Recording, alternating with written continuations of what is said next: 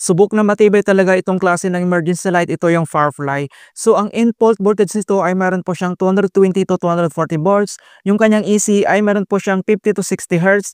Yung kanyang battery naman meron itong 6 volt to 4.5 na acid lead battery. And then yung kanyang lamp naman ay meron itong 24 pieces. Makikita mo dito sa loob ng TIG 1212 po yan. And then meron itong 0.06 na watch lead. Yung kanya ng charging time ay abot po siya ng 20 to 24 hours.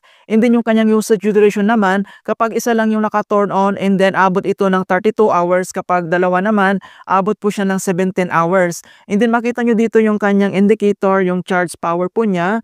And then dito naman yung kayong fuse tester. Kapag gusto mong isa lang yung naka-on, i-turn on mo lang. Kapag gusto mo naman ng dalawa, i-turn on mo lang tong dalawang switch po niya, mga kaibigan. I-click mo lang ganito. Ayan, so naka-on na siya.